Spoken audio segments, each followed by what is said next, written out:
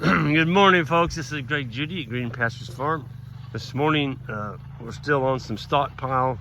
We gave them the last section. They're on about 2 acres today. This last quarter section, and it's pretty rank stockpile. I mean, it's got some briars in it. This was thick enough down in here this summer. This is one of the fields that I actually brush hogged this summer. It had been about 3 years since I brush hogged it. And so the briars were getting pretty tall, and I came in here and nailed them. That would have been the end of July. And they grew back a little bit. Some of them did, but anyway, it made decent stockpile. It's not something I'd write home about. But, you know, the cows are grazing it, and every single cow was on here until we unrolled that first bale. We're gonna give them 2 bales with this stockpile today, because it's questionable. You know, there's not enough feed here for 338 head. It's just not, the bulk's not here. It's good stuff. I mean, there's still some green in it, as you can see. Say what you want about fescue, folks. It is a money maker in the wintertime. I want to tell you, so it's been about 50 days since we were here. I wanted to show you some of the manure pats. Look at this. Now that's one where they were walking. I'll find a full one that hasn't been. The boys and I found one up here that hadn't had a footstep in it. They're not stacking up, you know, real tall. Well, here it is. We spread it out. We ruined it with our foot, but you can see the consistency of it. See, that manure pat was about 1.5 inches, 2 inches tall. And that's telling me that between the stockpile and the hay that we're giving them, last night they only got 1 bale, but we gave them another strip. When your manure pats start stacking up, you know, 5, 6 inches tall, that's when you've got some issues. That's telling you that your forage, whatever you're giving them, whether it's hay or grazing, it's not enough. And they're going to start losing weight. And I've been into herds and where they've got them on some pretty poor quality hay or forage, and you can just tell. Now here's one that's stacked up a little taller, but it's not bad. It's about 3 inches. If I take my foot, now see, you can tell that one's got a little bit more cellulose in it. So that was borderline. But you gotta look to find one of those. There's a beautiful one. There's a short one. There's a really nice one. Well, here's a beaut. It's got a cow foot. Cow foot right in the middle of it, but let's open that one up. Yeah, it's beautiful. There's another nice one right there.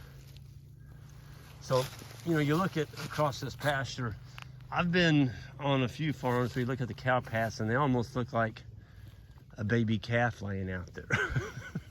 I mean, they're 6, 7 inches tall, and you wonder how in the world are those cows staying alive when the manure pats are stacking up like that. They're not getting enough energy. They're not getting enough protein. But somebody asked the other day about you know, compaction of the soil, comparing cows and horses. And horses, you know, they do have a flat foot, and so they don't have the cloven hoof. So when they step on the ground, they do compact it in puggy conditions.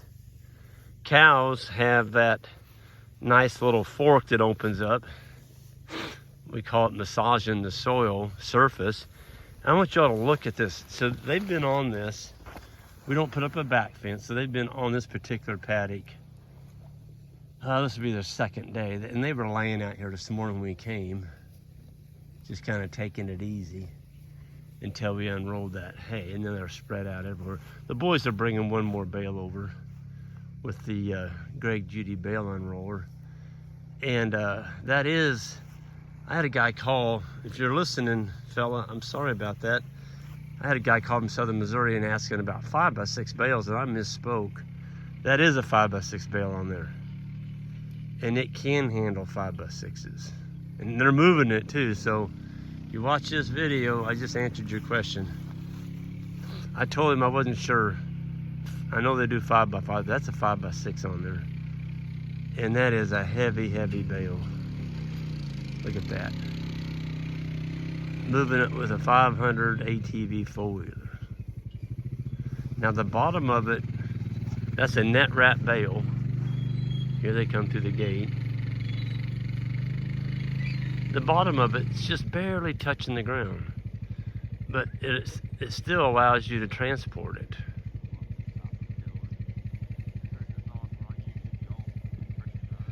So we're gonna come up here and put another one beside the bale we unrolled.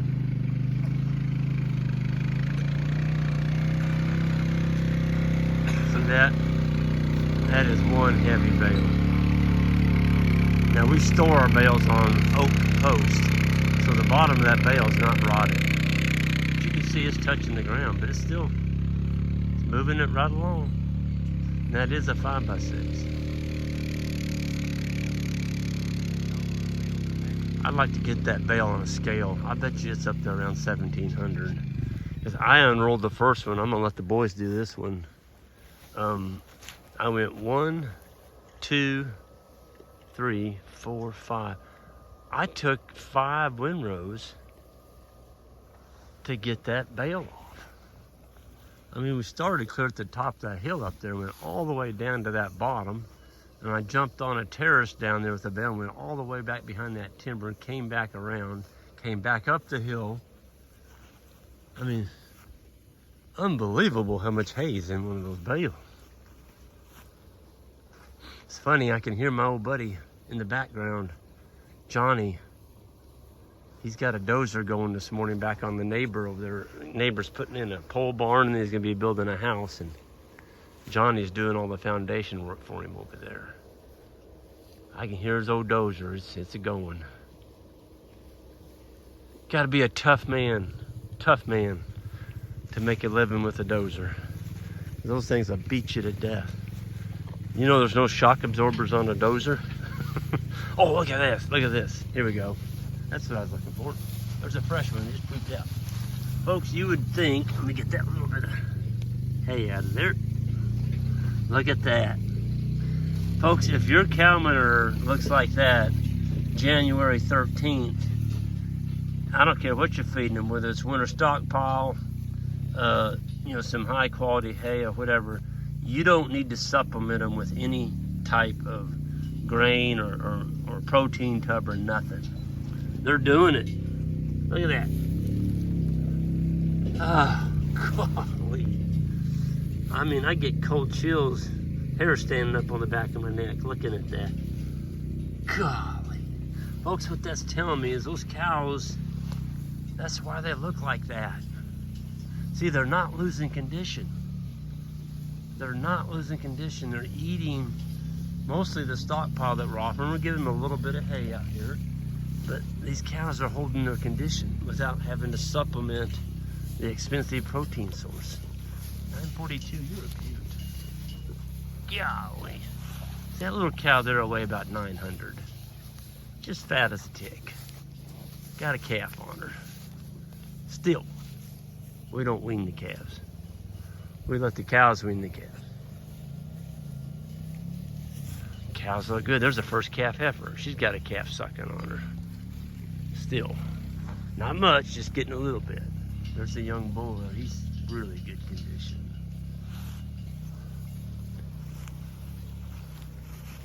This is what it's about. But folks, this farm was one that we tip grazed this fall. In that drought, we went around the whole farm rather than just locking them down on one paddock and feeding hay. We continued to move them around our entire farm and just tip grazed it. And so the grass that did grow back, that's what those cows out there are eating. And when these cows fill up on hay, they're gonna be out there eating the rest of that stockpile. So tonight, let's just walk out there and look at what they're chewing on. This is what it looks like now. Look how those hooves have chopped that up. I mean, it's just chopped up. Beautiful. All that dead matter Somebody asked me this morning on YouTube, what do you think about that burning?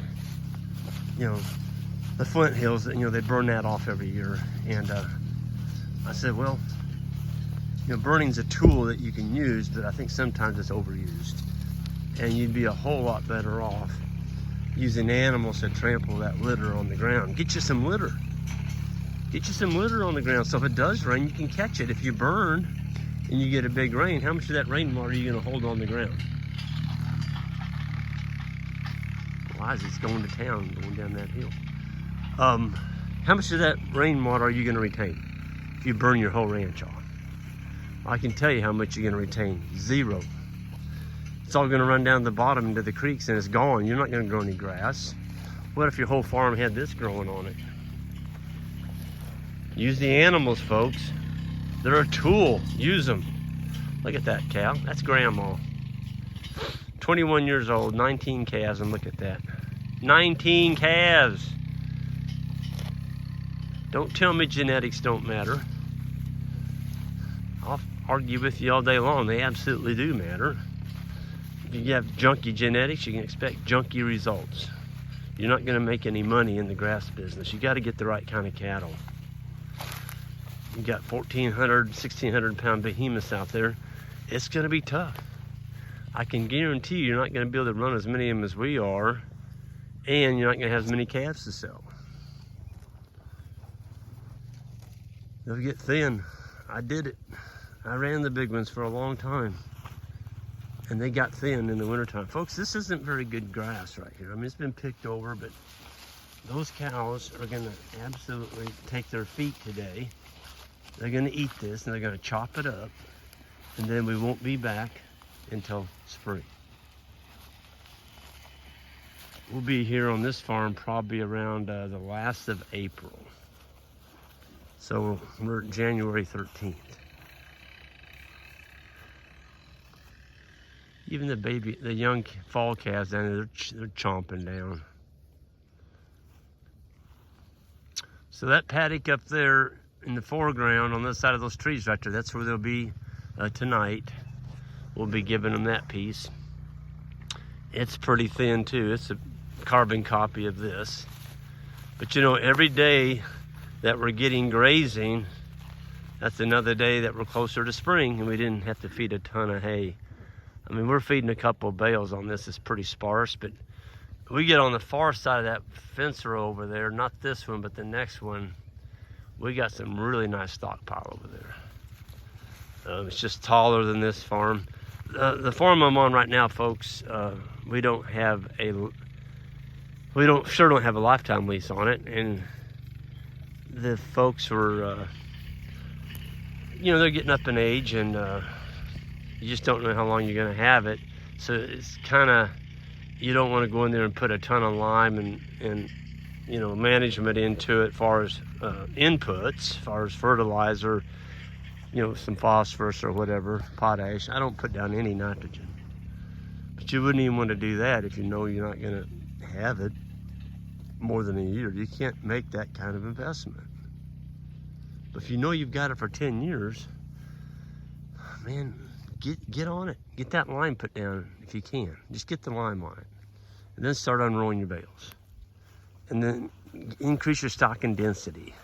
Start getting more trampling. Folks, this is a poor farm when we leased it. And we've had this one since 2001. So we've had it, well, 21 years. Golly, where'd the time go? Crazy. Anyway, I'm gonna go ahead and get off of here, join the boys up. We're gonna do some more fence clearing today. We're going around in the winter time and we're cutting the brush back on some of our electric fence that hasn't had any trim work done on it for a good while. There's some pretty good sized trees in there, and we're knocking those out and treating the stumps. And yeah, we got a lot done yesterday, and we're gonna have another good day today. This is perfect weather to work outside. You can work, you don't sweat. It's cool, but it's not cold. So you can stay comfortable without even having to build a fire or anything. Anyway, I'm gonna see y'all down the road. You know, those of y'all new to the channel, hit that subscribe button on the way out And check out our grazing schools. They're starting to fill up. We got the beginning grazing school the first week of May, and then the advanced grazing schools the following week. So if you're sitting on your thumb and kind of thinking, well, maybe I'll just wait till April, you may be too late. Because when they fill up, we're gonna shut her down. We're not gonna expand it from what we normally have there. So anyway, hope to see some of you at the grazing school in May, and everyone have a great day, and see you down the road.